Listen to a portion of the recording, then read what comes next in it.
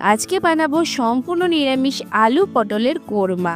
বানানো যতটাই সহজ, খেতেও ভীষণ সুন্দর হয়। যারা নিরামিষ খেতে পছন্দ করেন তারা অবশ্যই রেসিপিটা ট্রাই করবেন। তো হ্যালো বন্ধুরা, আমি শুভ্রা রান্নাঘরে ভুরিভোজ চ্যানেলে আপনাদের স্বাগত জানাই। চলুন তবে রেসিপিটা দেখে নেওয়া যাক।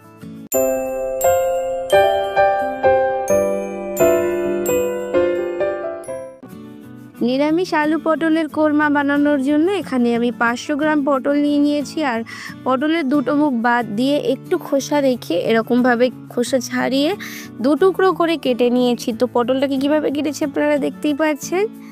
এরপর একটা মিক্সির জারে একটা মশলা তৈরি করে নেব। তার জন্য নিয়ে নিয়েছি 1.5 ইঞ্চি পরিমাণে আদা, দুটো কাঁচা লঙ্কা, 1 চা চামচ ধনে গুঁড়ো, 1 চা চামচ জিরে গুঁড়ো, 1 চা চামচ লবণ বা স্বাদ মতো লবণ, 1/2 চা চামচ হলুদ, 1/2 চা চামচ লাল লঙ্কার গুঁড়ো আর 1/2 চা চামচ কাশ্মীরি লঙ্কার গুঁড়ো। সামান্য একটু জল দিয়ে সমস্ত কিছু মিক্সিতে একটা মিহি পেস্ট করে নেব। তো মশলাটা আমার তৈরি হয়ে গেছে। আর এইদিকে গ্যাসে আমি কড়াই বসিয়ে দিয়েছি। কড়াইটা খুব ভালোভাবে গরম করে নেব। কড়াই ভালোভাবে গরম হয়ে গেলে দিয়ে দিচ্ছি 3 টেবিল চামচ পরিমাণে সাদা তেল। আর তেলটা ভালোভাবে গরম হয়ে গেলে এর মধ্যে একে একে কেটে রাখা পটলগুলো দিয়ে দিচ্ছি। পটলগুলো নেড়ে চেড়ে ভেজে নিব। পটলটা ভাজতে একটু সময় লাগে, তাই সময় ধরে ভাজতে হবে। 4 থেকে 5 মিনিট হাই টু মিডিয়াম ফ্লেমে রেখে পটলগুলোকে আমি ভেজে নিচ্ছি। পটল ভাজার সময় গ্যাসের ফ্লেমটা হাইতে রাখবেন, এতে পটলটা তাড়াতাড়ি ভাজা হয়ে যাবে। তো দেখুন পটলের গায়ে সুন্দর দাগ ধরে গেছে। এরপর আমি পটলগুলোকে আস্তে আস্তে তুলে নিচ্ছি। পটলগুলোকে কিন্তু অবশ্যই খুব ভালো করে ভেজে নিতে হবে, না হলে কিন্তু পটলগুলো খেতে একদমই ভালো লাগবে না। তো পটলগুলো তুলে নেওয়া হয়ে গেছে। এরপর ওই তেলে দিয়ে দিচ্ছি কেটে রাখা আলু। এখানে আমি 1.5 থেকে 2 খানা পরিমাণে আলু দিয়েছি। আপনারা আলুটা প্রয়োজন মতো দেবেন। আলুগুলোকেও একটু নেড়ে চেড়ে ভেজে নিচ্ছি। তারপর গ্যাসের ফ্লেম লোটা করে ঢাকা চাপা দিয়ে 4 থেকে 5 মিনিট ভেজে নেব। 4 থেকে 5 মিনিট পর আমি ঢাকনাটা খুলে নিচ্ছি আর নেড়ে চেড়ে আবারও একটু ভেজে নিচ্ছি। আর চারিদিকে যাতে দাগ ধরে তাই গ্যাসের ফ্লেমটা বাড়িয়ে দিয়ে 1 থেকে 1.5 মিনিট একটু লাল লাল করে আলুটাকে ভেজে নিচ্ছি। আর এরপর যখন আলুটাকে ভাজা হয়ে যাবে তখন এরপর আলুটাকেও তুলে নিচ্ছি। পটল ভাজার সময় কড়াইয়ে এরকম একটু কালো দাগ ধরতে পারে, তবে এতে কিন্তু কোনো অসুবিধা হয় না। আলু তুলে নেওয়ার পর ওই কড়াইতে দিয়ে দিলাম 4 টেবিল চামচ পরিমাণে সরষের তেল। তেলটা ভালোভাবে গরম হয়ে গেলে দিয়ে দিচ্ছি কিছু ফোড়ন, 4টে লবঙ্গ, 2টো এলাচ আর 2 টুকরো দারচিনি। এলাচটা অবশ্যই ফাটিয়ে দিয়েছি। একটা তেজপাতা আর 1/2 চা চামচ গোটা জিরে দিয়েছি। সমস্ত কিছু 30 সেকেন্ড মতো নেড়ে নিয়েছি। ফোড়ন থেকে সুন্দর গন্ধ বেরোলে আগে থেকে বেটে রাখা মশলাটা এখানে অ্যাড করে দিলাম। আর মিক্সির জার দিয়ে 2 টেবিল চামচ পরিমাণে জলও অ্যাড করে দিয়েছি। এরপর সমস্ত কিছু নেড়ে চেড়ে খুব ভালো করে কষিয়ে নেব যতক্ষণে মশলা থেকে তেল ভাজতে শুরু করে। গ্যাসের ফ্লেমটা মিডিয়ামে রাখতে হবে। আর এরকমভাবে 2 থেকে 3 মিনিট কষিয়ে নিলে কিন্তু সুন্দরভাবে মশলা থেকে তেল ছাড়তে শুরু করবে। ঠিক ততক্ষণ পর্যন্ত মশলাটাকে কষিয়ে নিতে হবে। আর তারপর দিয়ে দিচ্ছি একটা মাঝারি সাইজের টমেটো পেস্ট। টমেটোটা দিয়ে আবারও একটু নেড়ে চেড়ে মিশিয়ে নিচ্ছি। আবারও একটু কষিয়ে নিচ্ছি। গ্যাসের ফ্লেমটা মিডিয়ামে রেখে 3 থেকে 4 মিনিট টমেটোটাকে কষিয়ে নিয়েছি যতক্ষণে আবারও মশলা থেকে তেলটা ছাড়তে শুরু করবে। দেখুন মশলাটা বেশ সুন্দরভাবে কষানো হয়ে গেছে। আবারও মশলা থেকে তেল ছাড়তে শুরু করেছে। এ পর্যায়ে আমি অ্যাড করে দেব কিছুটা বাদাম পেস্ট। তার জন্য এখানে আমি 5টা কাজু বাদাম, 5টা আমন্ড বাদাম আর 10টা মতো কিশমিশ ঘন্টাখানেক আগে ভিজিয়ে রেখেছিলাম। আমন্ড বাদামের খোসা ছাড়িয়ে সমস্ত কিছু মিক্সিতে একটু জল দিয়ে পেস্ট করে নেব। সেই পেস্টটা এখানে অ্যাড করে দিলাম যখন মশলাটা কষানো হয়ে গেছে।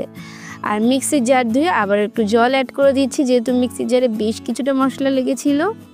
এরপর আবারও 2 মিনিট মতো মশলাটাকে কষিয়ে নেব। গ্যাসের ফ্লেমটা অবশ্যই করে লোতে রাখতে হবে, যেহেতু বাদাম দেওয়া আছে তাই খুব তাড়াতাড়ি তলা থেকে ধরে যেতে পারে। একভাবে এরকমভাবে নাড়তে হবে 2 মিনিট মতো। তো 2 মিনিট মতো মশলাটাকে কষিয়ে নিয়েছি আর মশলা থেকে আবারও তেল ছাড়তে শুরু করে দিয়েছে। এরপর যে আগে থেকে ভেজে রাখা পটলগুলো অ্যাড করে দিলাম। পটলগুলো দেওয়ার পর মশলার সাথে নেড়ে চেড়ে মিশিয়ে নিচ্ছি আর আবারও একটু কষিয়ে নিচ্ছি। তো 1 থেকে 1.5 মিনিট মশলাটাকে নেড়ে চেড়ে মিশিয়ে নিয়েছি। এরপর গ্যাসের ফ্লেমটা লোতে করে ঢাকা চাপা দিয়ে রান্না করে নেব 3 থেকে 4 মিনিট মতো।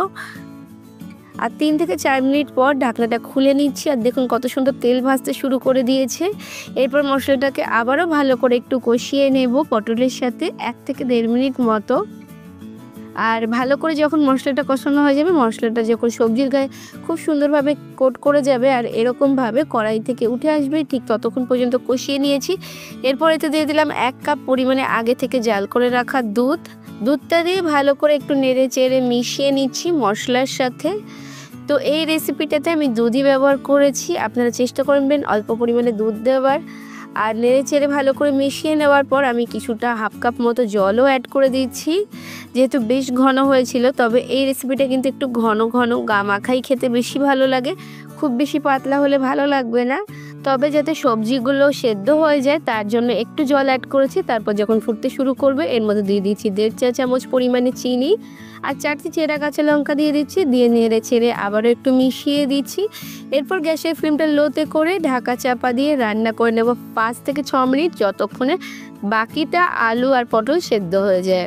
5 থেকে 6 মিনিট পর ঢাকনা খুলে নেড়ে চেড়ে মিশিয়ে নিচ্ছি। আর আমি কিন্তু এই পর্যায়ে ভালো করে দেখে নিয়েছি পটল আর আলুটা ভালোভাবে সেদ্ধ হয়েছে কিনা।